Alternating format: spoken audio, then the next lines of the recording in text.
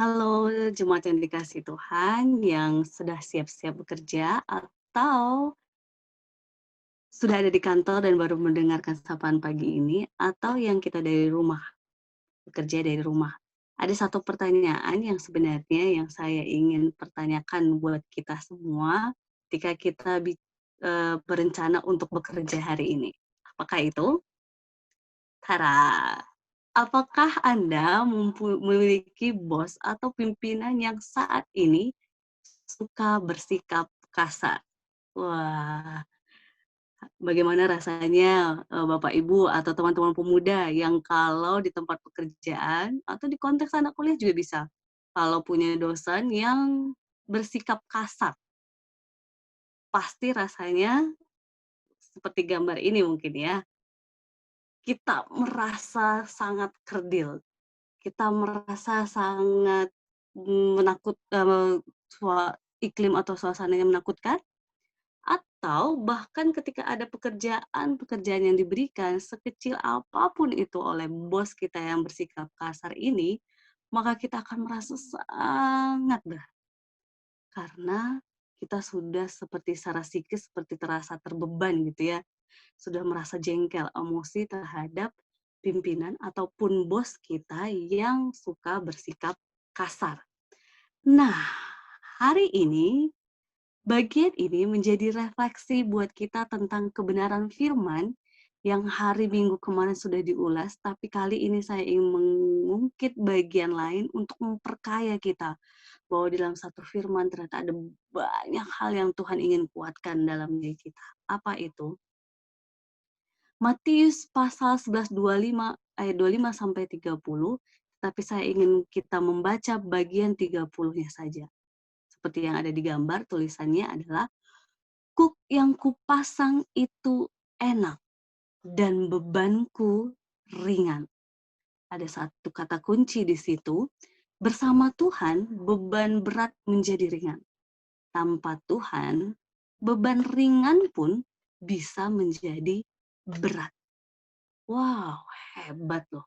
Kalau tadi saya awal mengatakan kepada kita jemaat yang dikasih Tuhan, kalau punya pemimpin yang kasar, maka segala sesuatu yang ringan pun akan jadi berat. Karena psikis kita yang sudah terasa terbebani gitu ya, dengan menghadapi, merespon sikap beliau gitu ya.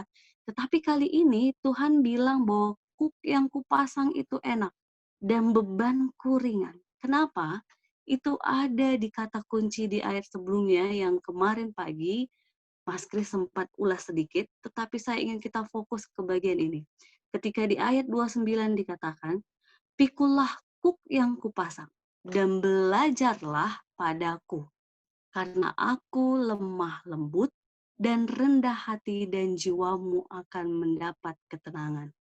Bagian aku lemah lembut ini menjadi sesuatu yang luar biasa, Bapak Ibu, teman-teman pemuda, atau setiap kita yang menghadapi orang yang cenderung bersikap kasar. Karena ternyata kita justru punya Allah yang lemah lembut. Punya Allah yang luar biasa mengajarkan kita dengan kelemah lembutannya.